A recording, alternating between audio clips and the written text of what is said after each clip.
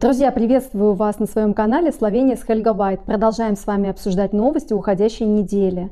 Спасибо вам, кстати, за комментарии, за лайки и за подписки. Краньская гора – знаменитый в Словении горнолыжный курорт, куда приезжают туристы со всего мира. Во вторник, 13 декабря, пришлось эвакуировать гостиницу в Краньской горе из-за проникновения химикатов в воздушное пространство. 11 человек пострадали. Утром 13 декабря в отеле Best Western в Краньской горе произошел несчастный случай. Из-за выброса опасных газов в воздух и системы очистки воды в бассейне и вдыхания отравляющих веществ в подвале, где расположен бассейновый комплекс, пострадали 11 человек. Из них 1 человек получил тяжелые поражения.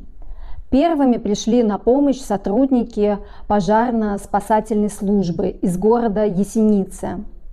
Они обезопасили место происшествия, предотвратили образование опасных газов и проветрили здание.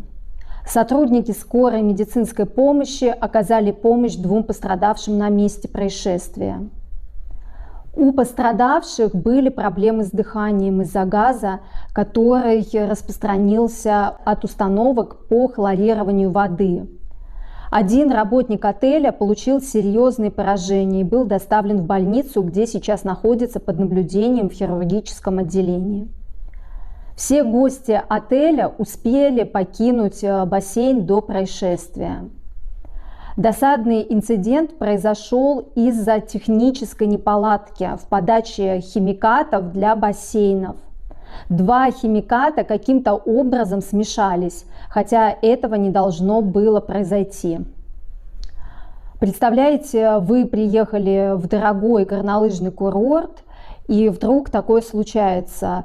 Я считаю, что собственники гостиницы очень легко отделались. Им очень повезло, что в данный момент никто из гостей не находился в бассейне. Возможно, это не час пик.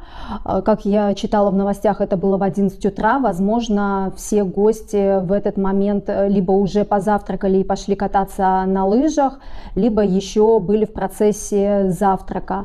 Возможно, так как это произошло зимой, бассейны сейчас не популярны у гостей. Все туда приезжают ради горнолыжных курортов. Следующая новость меня порядком удивила. Я не ожидала, что самая востребованная профессия на рынке труда Словении в этом году – продавец. Этот год также был отмечен рекордно низким уровнем безработицы, сообщает портал о карьере и трудоустройстве moyodelо.com. Было зафиксировано рекордное количество объявлений о приеме на работу, и работодатели были вынуждены искать более эффективные способы привлечения персонала. Самым популярным поиском сотрудников был продавец. Как сообщает портал, с 1 января по 30 ноября они получили более 6 тысяч новых объявлений по профилю продавца.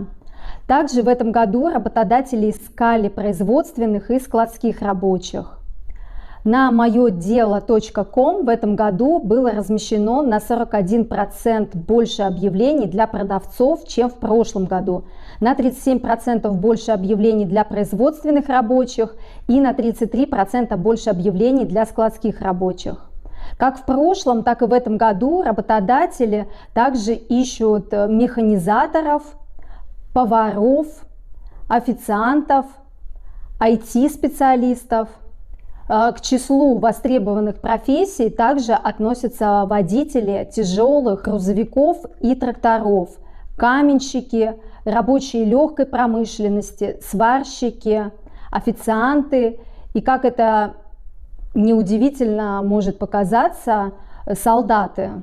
В период с апреля до конца лета выделялся спрос на сезонных работников в сфере общественного питания и туризма. Дефицит сотрудников в этой отрасли заметили уже несколько лет. Но во время пандемии многие вынуждены были переквалифицироваться и найти работу в других отраслях, что еще больше вызвало нехватку сотрудников в этой сфере.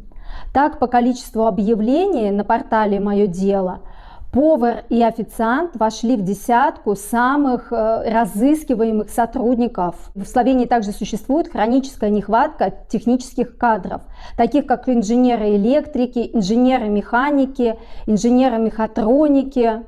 Год ознаменовался чрезвычайно высокой потребностью в кадрах. Было зафиксировано рекордное количество объявлений о вакансиях. В результате работодатели начали понимать, что им действительно нужно приложить усилия как для привлечения в свою компанию, так и сохранения тех сотрудников, кто уже работает у них, чтобы они не ушли к другому работодателю. Среди мер для привлечения и удержания кадров работодатели усмотрели возможность работы на дому, дополнительное обучение, современное оборудование и повышение, конечно же, заработной платы. И в целом большее внимание нужно уделять потребностям и желаниям работников. В связи с неопределенной ситуацией на рынке труда прогнозировать тенденцию на ближайший год будет неблагодарным делом. Несмотря на прогнозы об охлаждении экономики, на портале «Мое дело» по-прежнему находится необычайно огромное количество объявлений о вакансиях. Примерно около 5000 вакансий. Так что, друзья, если вы узнали в списке востребованных вакансий свою профессию, то смело можете попытаться найти работодателя в Словении. Накануне Международного дня мигрантов, который отмечается 18 декабря, Министерство внутренних дел Словении обнародовало последние данные о количестве мигрантов и беженцев, как из Украины, так и из других стран. По данным министерства, на конец ноября больше всего видов на жительство было выдано гражданам Боснии и Герцеговины, Косово, Сербии, Северной Македонии и Черногории, то есть странам, которые раньше входили в состав Югославии, как и Словения. Также много разрешений было выдано гражданам Российской Федерации, Индии, Китая, Турции и Украины. Всего гражданам третьих стран было выдано 87 590 разрешений. Из них 9185 разрешений на постоянное проживание и 78 405 разрешений на временное проживание. К концу ноября было подано 6404 заявлений, что на 40% больше, чем за аналогичный период прошлого года. Большинство, целых 20% всех заявлений, подали граждане Афганистана. Это меньше, чем в прошлом году, но тенденция увеличения количества семей, прибывающих с прошлого года, сохраняется. Граждане Кубы и Индии также все чаще обращаются за международной защитой в Словении. Если в прошлом году за международной защитой обратились 39 кубинских граждан, то в этом году, к концу ноября, их уже 546, что составляет 9% от всех заявлений. В прошлом году за международной защитой обратились 34 гражданина Индии, а в этом году уже 761 или 12%. Видимо, очень хорошо у этих стран работает сарафанное радио. Один гражданин Индии или Кубы переехал и потом за собой перетащил еще всех своих знакомых и родственников. Многие заявки также подаются гражданами Бангладеш и Пакистана. Словения также пришла на помощь беженцам, спасающимся от войны в Украине. С 24 февраля по 13 декабря 2022 года было подано 8265 заявлений от украинских граждан о получении временной защиты, и 7511 лицам была предоставлена временная защита. В преддверии Международного дня мигрантов словенская благотворительная организация призывает сократить процедуры получения статуса мигрантов. оказать всестороннюю поддержку, а также урегулировать положение детей без сопровождения взрослых. Мы с вами не задумываемся, но на самом деле, оказывается, есть беженцы, дети, которые остались без попечения родителей. Водители автобусов протестуют против маленьких зарплат. Чуть более 50 членов Союза водителей автобусов Словении собрались на субботнюю акцию протеста перед административным зданием компании Nomag в Любляне. Они призвали к достойной заработной плате для водителей автобусов, занимающихся пассажирскими автоперевозками. Их основным требованием является повышение заработной платы на годовой уровень инфляции. Рабочих рук явно не хватает. И с этой точки зрения достойная оплата, которую они просят, должна составлять не менее 1500 евро. Вначале сотрудники пытались убедить работодателей в социальном диалоге. Они пытались убедить и доказать, что это необходимо.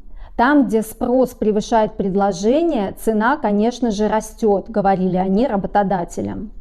Мы также хотим, чтобы водители автобусов, которые работают по пятницам и праздникам, имели бы достойную оплату и рабочий график, позволяющий вести нормальную семейную жизнь и элементарное человеческое достоинство. Видимо, к сожалению, водители автобусов не были услышаны своими работодателями, и в итоге сотрудникам пришлось выйти на акцию протеста. Сотрудники продолжили акцию протеста перед Министерством инфраструктуры, где еще раз призвали: встречайтесь с нами и повышайте нам зарплату. Хотя в митинге протеста приняли участие работники нескольких компаний, но они выбрали здание Nomag, потому что оно является крупнейшим работодателем в сфере общественного автомобильного пассажирского транспорта. Интересно, что протестующих никто абсолютно не разгонял. Они спокойно вышли, спокойно попротестовали и спокойно ушли.